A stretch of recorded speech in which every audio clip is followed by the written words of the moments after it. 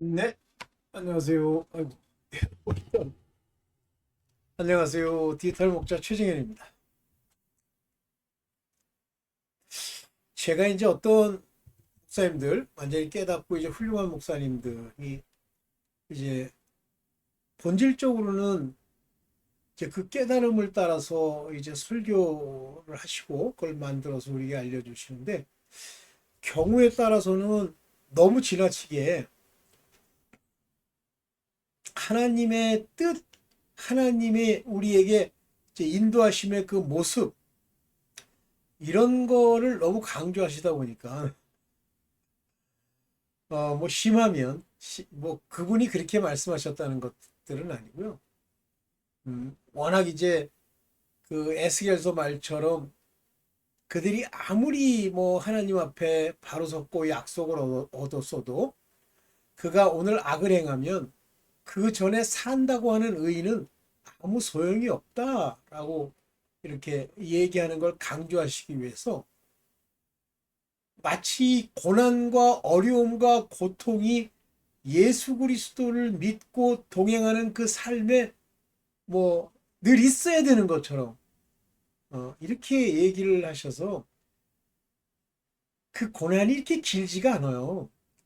하나님이 그분들에게 고난을 주시는 이유는 혹 우리 마음 안에 아주 본질적인 겸손이 없고 외식하는 겸손, 남 앞에 보이려는 거짓 겸손, 겸손한 척함, 이런 것들을 이제 자기도 깨닫지 못하고 알지 못해요. 절대 모릅니다. 내가 내 성품을 아주 본질적으로 알 수 있는 게 아니에요. 이런 것들을 이제 하나님이 원하시는 겸손, 산상수훈에 나오는 그 심령의 가난함, 이런 것들은 내가 노력하고 내가 뭐 온갖 인상을 다 쓰고 성경을 아무리 읽고 진짜 뭐 기도를 내 혼자 뭐 몇 시간씩 해도 안 돼요. 이거를 여러분들이 꼭 깨닫기를 바라는데 들을 만한 귀가 있으면 들으세요. 그러나 뭐 들을 만한 귀가 없이 어, 여러분들 마음에 괴로움으로 부딪히면 듣지 마세요. 그거는 되려 여러분들을 오펜스합니다. 내가 미워지거나 또는 그와 같은 설교를 하는 목사님들이 미워져서 여러분들 자신이 천길 나락으로 떨어지기 때문에 듣지 마시고요. 듣는 귀가 있고 깨달음이 오면 그럼 들으세요. 근데 대부분 이 고난과 그러니까 하나님이 주시는 징계의 목적이 무엇인지를 많은 분들이 모르세요. 왜, 왜 고난과 징계를 주십니까? 하나님이 어떤 신학교 교수의 신약학 교수는 뭐 엉뚱한 소리 하던데 뭐 그분을 내가 비난하고 싶은 생각은 없어요. 그게 아무리 교수라도 하나님을 알고 내 마음에서 어떤 형태로 하나님이 내 마음 안에 위치하느냐는 다른 부분이에요. 내가 노력한다고 되는 게 아닙니다. 그럼 하나님이 왜 이런 고난과 징계와 어려움을 주시죠? 왜 주십니까? 순종케 하시려고. 무엇에? 말씀에. 그러면 구약에 나와 있는 말씀은 안 지켜도 돼요? 이제 율법이 없어졌으니까 음행, 더러운 거, 호색 이런 거 다 해도 돼요? 안 돼요. 하나님이 말씀하시는 이제 예수께서 오셔서 그 제자들과 다니면서 당시 서기관 바리새인들이 막 뭐라고 그럽니까? 이렇게 욕하고 지적하던 게 뭐예요? 하나님의 그 사랑과 겸손과 이런 겁니까? 아니에요. 바로 율례, 하나님의 법 중에 형식, 모양, 안식일을 지킴, 안식일은 아무것도 하지 말라는 자기네들 장로의 유전, 이런 거에 대해서 말씀하시는 거죠. 성경 안에 나와 있는 거 제사가 다 폐했어요. 제사가 없어졌어요. 예수 그리스도로. 그러나 그 제사 안에 들어있는 본질적인 얘기는 그대로 남아있죠. 자, 그러면 율법에 나와 있는 그 도덕 율들 안 지켜도요? 안 그래요. 다 지켜야 돼요. 근데 내가 지킵니까? 내가 지켜야 안 돼요. 제가 러스트에 대해서 계속 얘기하는 게 오늘날 우리 젊은 분들이나 또 교인들이나 심지어는 목사들까지 자기가 억지로 그거를 참고 도덕으로 누른다고 하지만 사단이 그 사람들의 속 안에 있는 그 허물과 문제를 정확히 알고 그 안에 그것을 전문하는 악령들을 보내면 다 쓰러지죠. 얼마 전에 뭐 데이비 차인가요? 뭐 그분도 아유 근데 어? 그 자체가 그렇게 막 큰 죄다. 그분이 이제 그거에 대해서 회개를 하겠지만 죄가 아니다 할 수도 없고 죄다라고 할 수도 없습니다. 그러나 그분이 이제 높아지면서 교만했죠. 그러면 그런 죄들이 내게 오면서 나로 온갖 얼굴에 똥칠을 하는 그런 상태로 떨어지게 돼 있어요. 그러면서 뭐 목회한다, 높아진다 다 버려야 됩니다. 그 순종을 가리키기 위해서 뭐라고 얘기하시냐면 히브리서에 보면 예수께서도 아들이시라도 고난으로 순종함을 배워. 아들인데 고난으로 순종함을 배워요? 아닙니다. 육체는요, 다 고난으로 순종함을 배워요. 자, 이 순종이 온전해질 때, 겸손함이 함께하는 순종이 될 때, 하나님께서 그에게 복을 주세요. 복을 못 주시는 것도 아니고, 능력이 없으신 것도 아니에요. 다 가지고 계십니다. 단, 받을 자들이 감당하지 못하기 때문에 그래요.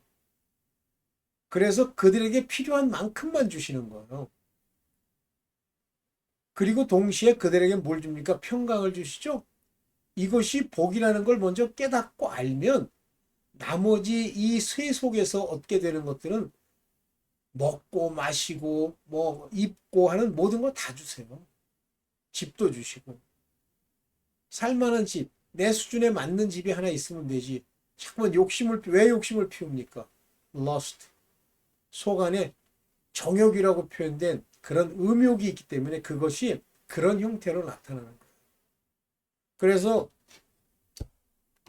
이제 아버지께 받지 못하는 이 땅에서도 받지 못하는 이유 중에 하나가 뭐 얼마 전에 어떤 뭐 신학자가 쓴 건 아니고 목사님이 쓴 얘기 중에 뭐 일반 계시와 특별 계시 그러면서 거기에 일반 은총과 뭐 특별 은총 뭐 이런 걸 얘기합니다. 일반 은총이란 뭐냐?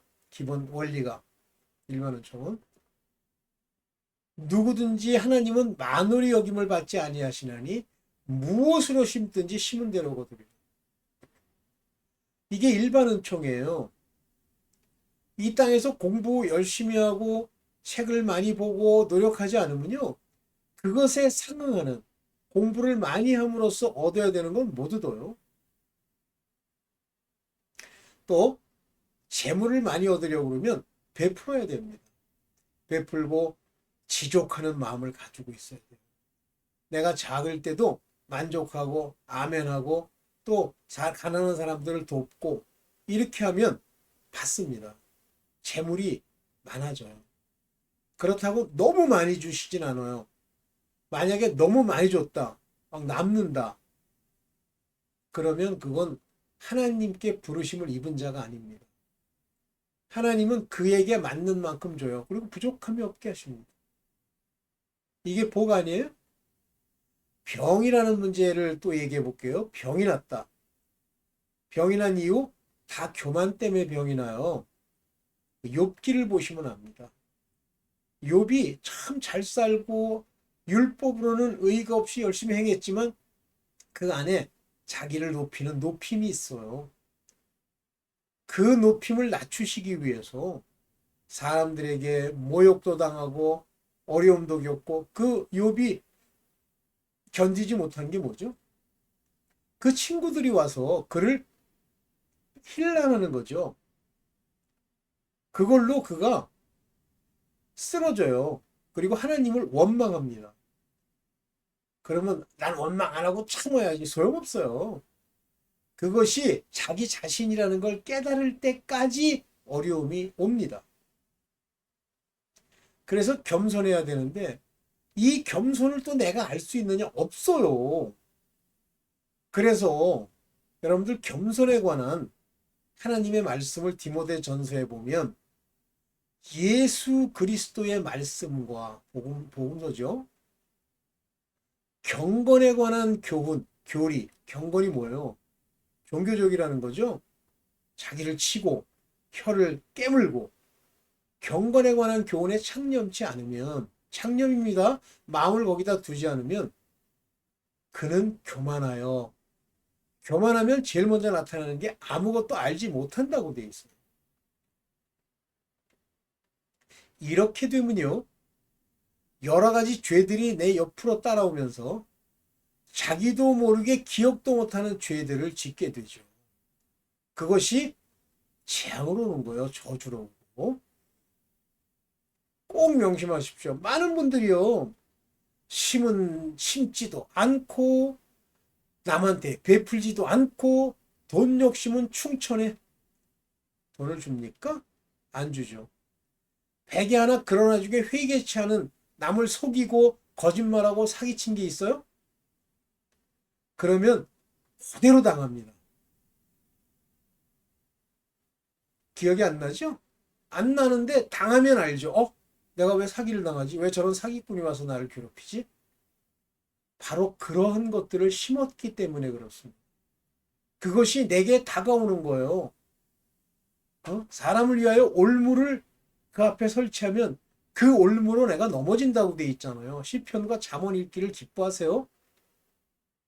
그런데 자기가 올무에 걸려 넘어지면서도 자기는 죄를 안 졌다고 생각하는 거예요. 그렇지 않아요. 조금이라도 기억나는 죄, 기억나는 어떤 허물이 있으면 그냥 이후 여하를 막론하고 아버지 앞에 기도하세요. 눈물로 기도하세요. 근데 형식으로 기도할 수도 있습니다. 그러면 또 어떻게 됩니까? 똑같은 일이 또 와요. 그때는 비로소 내가 겸손치 않았구나 하고 회개하십시오. 그러면 야고보서의 말 맞다나 병도 낫죠. 하나님께 구하는 것도 얻죠. 다 됩니다. 나는 옛날에 야고보서에 나오는 구원이라는 단어, 거기에 보면 소조라는 단어를 많이 써요. 그게 영어로는 saved라는 동사입니다. 근데 어떤 분이 이제 책을 썼는데, 저도 이제 그게 옳은 줄 알았어요. 여러분들 서기관이나 바리새인들, 뭐 목사들 이런 사람들이 자기의 경험으로 얘기하면서 그런 그 야고보서에 나오는 구원은 영원 구원이 아니다. 택도 없는 소리 하지 마세요. 영원 구원 아니죠. 영원 구원은 언제 받느냐면요. 그러한 구원의 과정, 믿음으로 그러한 소조라고 하는 일들이 내 삶의 끝까지 이루어지고 내가 경기 규칙대로 끝까지 그것을 순종하면 그때 소테리아라고 하는 영혼의 구원이 옵니다. 근데 뭐 지금 나는 구원받았대. 그런 사람 제가 옛날에는 막 뭐라 그랬어요. 아이고 별 거지 같은 소리 다 하고 앉아. 네가 무슨 구원을 받아 끝까지 가야지. 근데 그 목사들한테 가짜로 들어서 믿음을 끝까지 지켜야 멸류관과 구원이 오는 거예요. 이상한 거 뭐 성도의 견인이니 뭐 구원은 안 패한다. 그런 게 어딨니?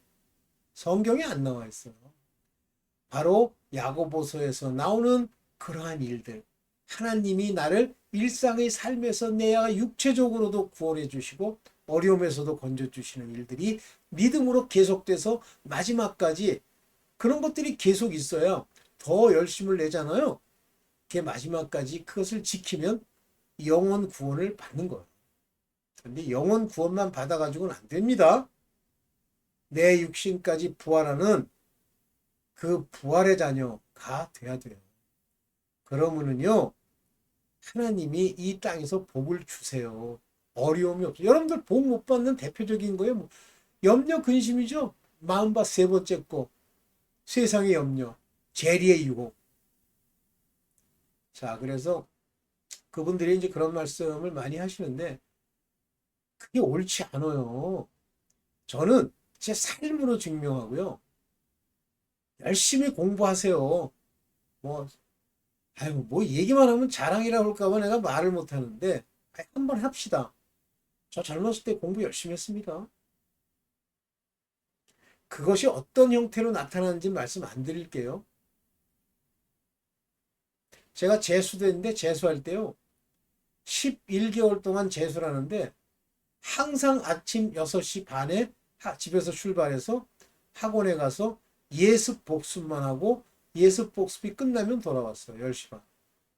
그거를 11개월 하니까 11개월 하니까 이제 사람들이 볼 때 그 뭡니까 그 학원 제가 다니던 재수하면서 학원에서 이렇게 볼 때 학원에서 볼 때 나는 어디든 다 갈 수 있대. 어디를 지원해도 괜찮대. 그래서 제가 이제 지금 나온 대학을 지원을 하고 그리고 합격을 했어요. 근데 그 전에는 제가 그걸 지원하기 전에 물론 믿기 전입니다. 그 전에는 고려대 의대를 제가 지원을 했었어요. 그런데 제가 시험을 이렇게 보고요. 쉽다 그러고서 건방지게 나왔죠. 그런데 저는 100% 붙은 줄 알았어요. 근데 이제 떨어졌어요. 그래서 제가 이제 재수를 했습니다. 그런데 지금 돌이켜서 주님이 내 마음에 뭘 주시냐면 그거를 떨어뜨려서 거기서 내가 겸손해지면서 다시 공부를 열심히 한 걸 쌓아서 새로운 대학을 가고 더 좋은 대학 갔죠 제가 가서 거기서 무엇을 얻어야만 그 다음 단계로 갈 수 있는 하나님의 인도함이 있는 거예요. 여러분들 지금 제 말씀을 듣고 듣는 귀가 있고 마음에 깨달음이 있는 사람들은 저와 똑같이 인도함을 받는 사람들이에요. 젊은 사람들 같으면 지금도 안 늦었어요. 물론 세월이 많이 남진 않았지만 여러분들 최고의 복이 뭡니까? 새 예루살렘 성에 입성하는 거죠. 그거 아무나 됩니까? 그렇게 하기 위해서 뭘 해야 돼요? 기도하고 순종하고 그 길을 걸어가야죠. 자, 제가 이제 길게는 안 하고 자꾸만 아까도 무슨 누구의 그 설교인가요? 말씀을 듣는데 자꾸만 뭐 어떤 분이 그렇게 뭐 세상을 잘 사셔서 뭐 굉장히 갚으셨대요. 그런데 그게 다 날아가고 재산이 다 날아가고 몸에 병이 와가지고 뭐 암 4기가 와서 거의 죽기 직전인데 자기가 찾아와서 그분께 얘기를 하니까 자기는 너무 기뻐요 그러시더래요. 아우 대단한 거죠. 대단한 겁니다. 그러면 그렇게 되는 게 크리스찬의 과정이냐? 그렇진 않아요. 그분이 이제 지금 어떻게 됐는지 모르겠지만 그분에게 그것에 맞는 그런 엄청 고통을 준 것은 그 전에 그분들이 그걸 견딜 만한 근본적인 믿음이 첫째 있어야 되고요. 두 번째는 그냥 없는 걸 억지로 주시는 게 아니에요. 그 암을 부르는 어떤 허물과 죄가 있기 때문입니다. 꼭 명심하십시오. 그래서 뭐 몸을 위해서 뭐 밥을 어떻게 먹고 뭐 음식을 어떻게 해야 병에 안 걸리는 게 아닙니다. 항상 아버지께 묻고 그냥 평소에는 그냥 생활하세요. 저는 뭐 평소에는 뭐 개새끼 소새끼 다 해요. 물론 뭐 일부러 억지로 하는 건 아니지만 아버지 일에 뭐 이상한 것들을 심하게 욕합니다. 그러나 결정적인 순간이 딱 되면 아버지께 무조건 묻습니다. 무릎 꿇고. 그리고 하루에 3번 기도하는 거 주님처럼 잊지 마세요. 성경 읽는 거 잊지 마세요. 그 두 가지를 안 하고 뭘 얻어먹으려고 그래? 그 믿음이 지켜지길 바래? 안 돼요. 네. 여러분들한테 도움이 되기를 바랍니다. 오늘은 뭐 여기까지만 찍겠습니다. 예, 디지털 목자 최정현이었습니다. 감사합니다.